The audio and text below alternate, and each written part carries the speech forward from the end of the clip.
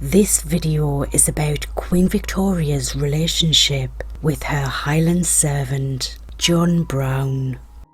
One morning in September 1866, the British minister, the Honourable E.A.J. Harris, based in Switzerland, opened his copy of the local Gazette and was horrified to read the following. On this they say, that with Brown and by him she consoles herself for Prince Albert, and they go even further. They add that she is in an interesting condition, and that if she was not present for the Volunteers' Review and at the inauguration of the monument to Prince Albert, it was only in order to hide her pregnancy. I hasten to add that the Queen has been married to her attendant for a long time, which diminishes the gravity of the thing.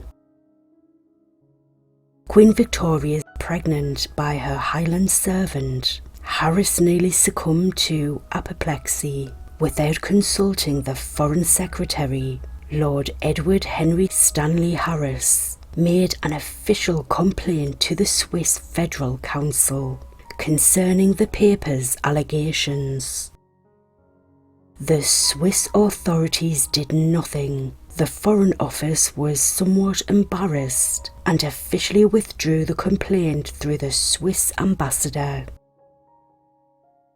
Nevertheless, Harris had given the nonsense in the paper the oxygen of publicity it would not otherwise have achieved.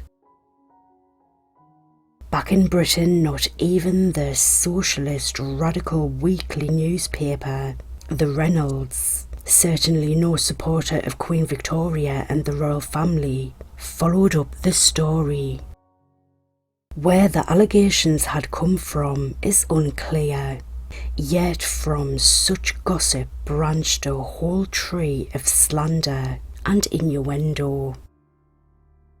Who was the Scotsman who earned the hatred of so many, including Queen Victoria's eldest son, the Prince of Wales, Bertie? Why did Brown play such a prominent role in Queen Victoria's court? John Brown was born in Aberdeenshire on the 8th of December 1826, second of the 11 children of tenant farmer John Brown and his wife Margaret Lays. He was educated at the local Gaelic-speaking school and from 1839 worked as a farm labourer at local farms.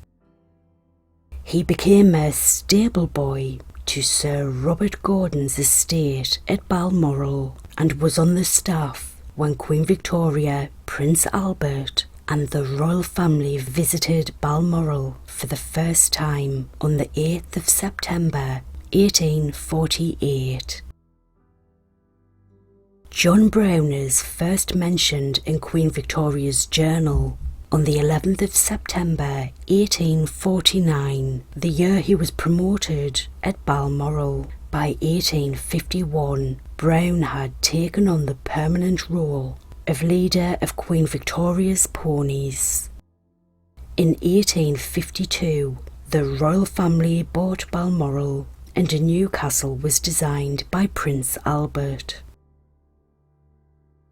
Until the Prince's death on the 14th of December 1861, John Brown took care of Prince Albert's horses. He was a prominent attendant when the royal family visited Balmoral, particularly on the great expeditions Queen Victoria and her entourage made to various Scottish locations. The mental decline into which Queen Victoria slipped for several years on the death of Prince Albert is well chronicled, and in 1864 the Queen's second daughter and third child, Princess Alice, the keeper of the Privy Purse, Sir Charles Phillips, and royal physician Dr. William Jenner met to discuss the Queen's sustained depression and reluctance to appear in public. From this, it was suggested that John Brown be brought from Balmoral to help remind the Queen of happier times and encourage her to go horse riding again. Thus, in December 1864, John Brown arrived at Osborne House as groom. In this way began John Brown's elevated career at court. Slowly, his brusque, no-nonsense manner increasingly appealed to the Queen, and a pattern of daily horse riding began. E.E.P. Tisdale remarked, he came to take her for daily drives, morning and afternoons. He pushed aside bowing lackeys in gaudy finery. He was brusque with the ladies who fluttered like frightened chickens in his way. The carriage was his preserve. It was his task to see that the Queen was settled amongst her cushions. He must ensure that her jacket was buttoned against the wind, his hands which must spread the shawl about her shoulders. Others had tended her as the Queen and mistress. John Brown protected her as if she were a poor broken-hearted bairn who wanted looking after and taking out of herself. It was not in John Brown's nature to be subservient, and his tactics, mischief-making, and blunt, overbearing manner soon got on the wrong side of many of the royal household. John had his own way of conveying the Queen's instructions, often twisting her words from diplomacy to rudeness. Many were appalled at the seemingly familiar way in which he treated the Queen, and was downright impertinent to the Queen's family. Whenever they or her staff complained, she would find some excuse to exonerate him. By 1865, Queen Victoria decided to keep John Brown permanently on her immediate staff, and he was given the title the Queen's Highland Servant. He was also awarded the Faithful Servant Medal and the Devoted Servant Medal. Over the years, gossip, both written and spoken, about Queen Victoria's relationship with John Brown increased, and it focused on four main topics. The Queen had married John Brown. She had given birth to John Brown's child. She had gone mad, and John Brown was her keeper, and John Brown was Queen Victoria's spiritualist medium.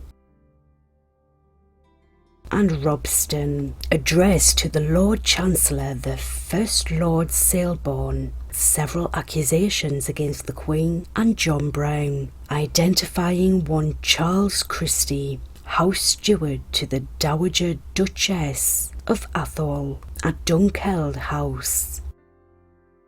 He stated that John Brown obtained regular admittance to Queen Victoria's bedroom when the house was quiet. He also stated that he was told the Queen had married John Brown in Switzerland in 1868.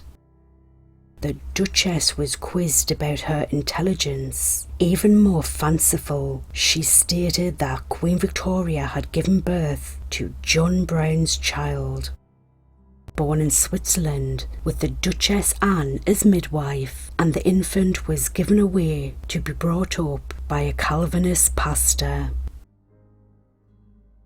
Not only her courtiers, but the Queen herself believed she had inherited from her Hanoverian ancestors a proclivity to madness. The mental instability of her grandfather, King George III, in his later life was readily quoted. The Queen did suffer from what the 4th Earl of Clarendon called her morbid melancholy, and would sometimes display a certain agitation and hysteria when beset with problems. Consequently, government ministers and members of her household would be easily blackmailed into doing what she wanted to avoid upset. John Brown understood this, and his determined interference in her life was a help to tackle her moods. To some, this was interpreted that the Queen was mad and John Brown was her keeper. With Brown being a Highlander, it was presumed that he had the second sight, as Queen Victoria was obsessed with the morbid memory of Prince Albert. It was easy for gossip to conclude that the psychic John Brown was her spiritualist medium. All of these elements of gossip had deep roots, and there were many willing to exploit them. The gossip about Queen Victoria and her Highland servant did not just circulate among the nation's lower class. Republicanism was given a boost by Queen Victoria's period of seclusion following the death of her beloved Prince Albert and her consequent neglect of royal duty.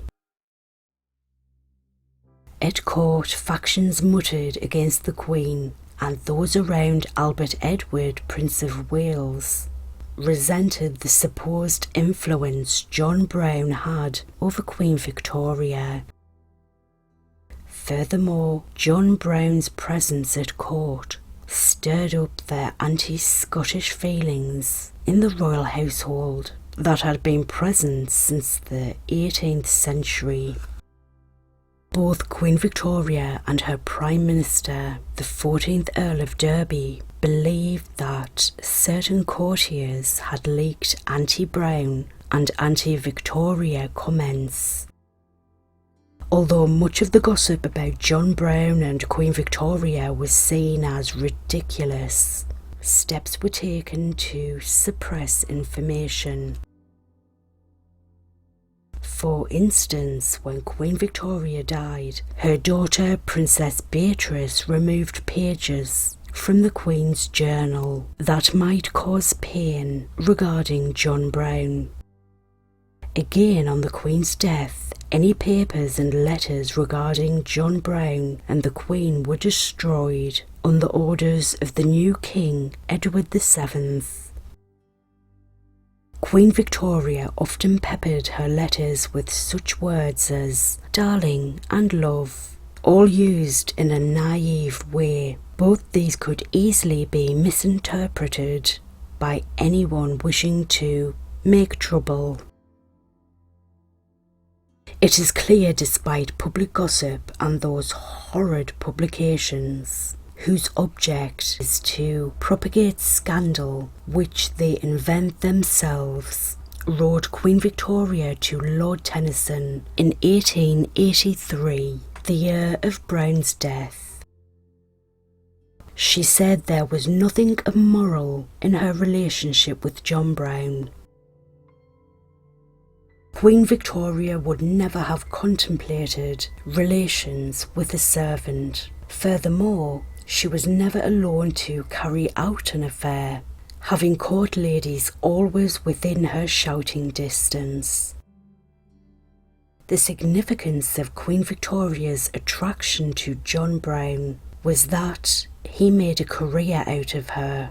He never married, had few holidays, and devoted his life to the Queen, and he was a walking encyclopedia of her likes, dislikes, moods and needs. He was a true and faithful friend to Queen Victoria. Victoria liked him because she needed to be fussed, cosseted and spoiled. He told her the truth, spoke boldly to her, and importantly too, unlike her family and senior courtiers, he was not afraid of her. Above all, when Prince Albert died, Queen Victoria needed a male friend. She never really made close friendships with women, and someone to lean on. John Brown supplied all of that. Queen Victoria wrote to Alfred Lord Tennyson from Osborne on the 14th of August 1883. He has been taken, and I feel very dissolute and forlorn for what my dear faithful Brown, for he was in my service for 34 years, and for 18 never left me for a single day. Did for me no one else can. The comfort of my daily life gone. The void is terrible, the loss irreparable. The most affectionate children, no lady or gentleman can do what he did. My dear Brown.